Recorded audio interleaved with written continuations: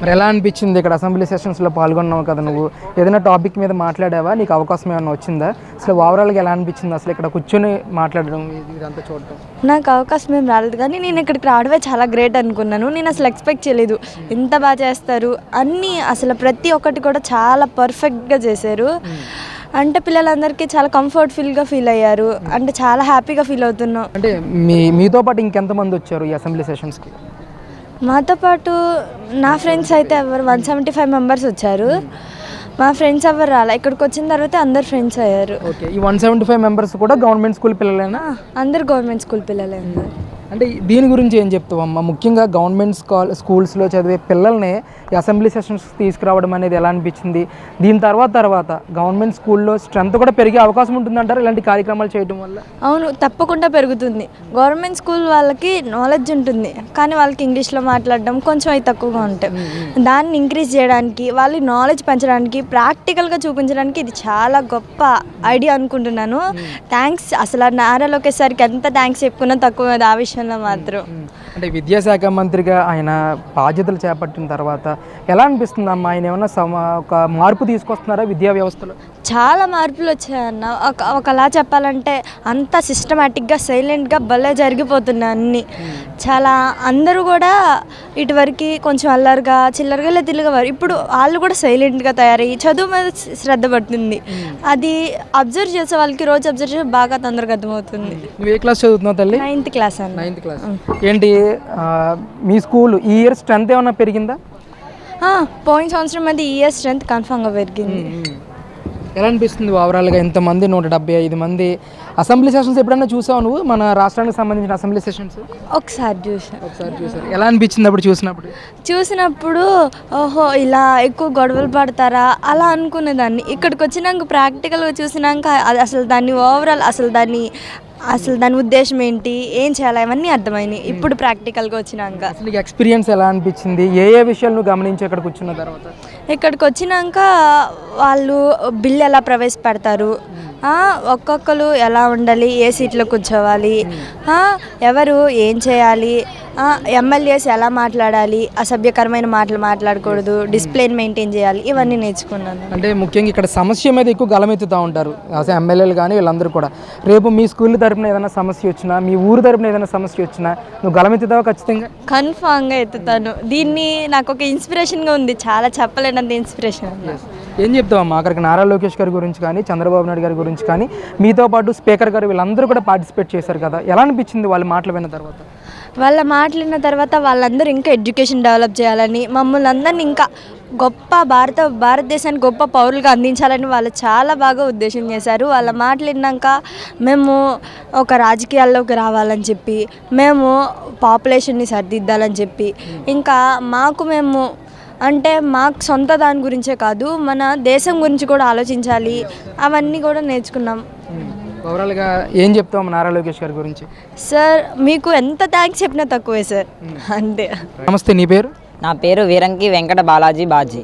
నేను ఎక్కడి నుంచి వచ్చావు? నేను కృష్ణా జిల్లా పామారు నియోజకవర్గం నుంచి వచ్చాను సార్. ఏ స్కూల్ అమ్మ నీది? నాది ZPHS Thotlavalluru high school sir. ఏంటి ఏ క్లాస్ చదువుతున్నావు నువ్వు? నేను 10th class B section చదువుతున్నానండి.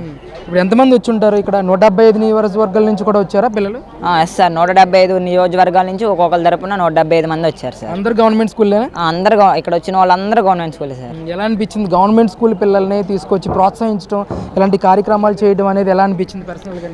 Government పిల్లల్ని పిలవడం వల్ల మాకు చాలా హ్యాపీగా అనిపించింది సార్. అక్కడ మాట్లాడతాం, దాంట్లో ఒక అసెంబ్లీలోకి వెళ్తాం, మేము ఒక న్యూస్లో రావడం, ఇలా మీరు అడగడం చాలా హ్యాపీగా ఉందండి. Thank you to our honourable educational minister and honourable CM sir. ఏంటి ఎలా అనిపించింది అసలు? ఎప్పుడైనా అసెంబ్లీ సమావేశాలు టీవీలో నువ్వు ఎప్పుడైనా చూసావా? టీవీలో అసెంబ్లీ సమావేశాలు చూస్తాను, పార్లమెంట్ సమావేశాలు కూడా చూస్తాను సార్. పాలిటిక్స్ అంటే కొంచెం చాలా ఇంట్రెస్ట్ అండి, వాళ్ళు మాట్లాడుకునేవి గొడవలు చాలా ఇంట్రెస్టింగ్గా ఉంటాయి సార్.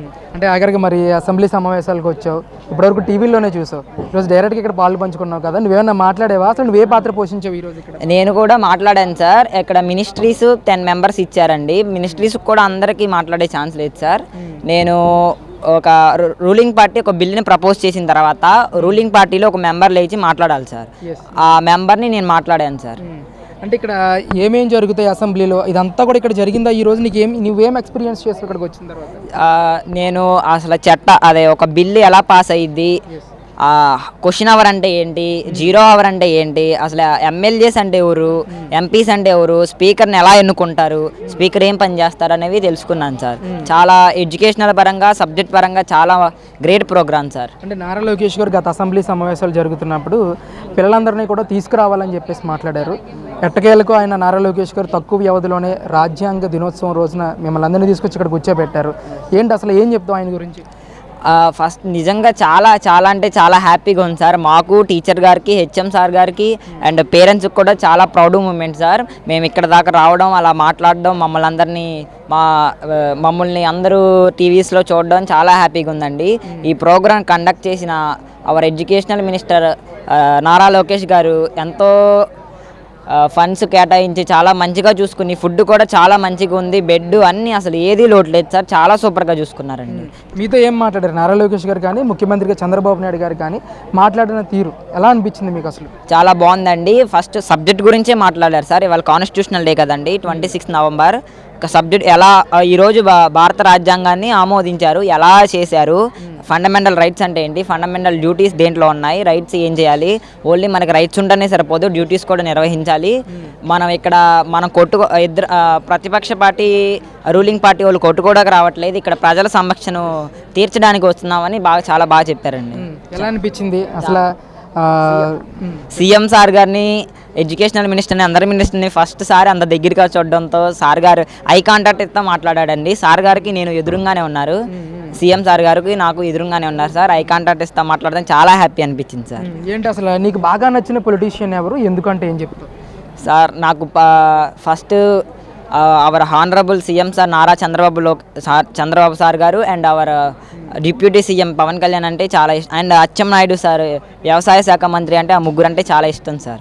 వాళ్ళు మాట్లాడే తీరు, వాళ్ళు మంచి వ్యక్తులండి, మంచిగా మాట్లాడతారు, వాళ్ళని చూసి ఇన్స్పైర్ అవ్వచ్చు సార్.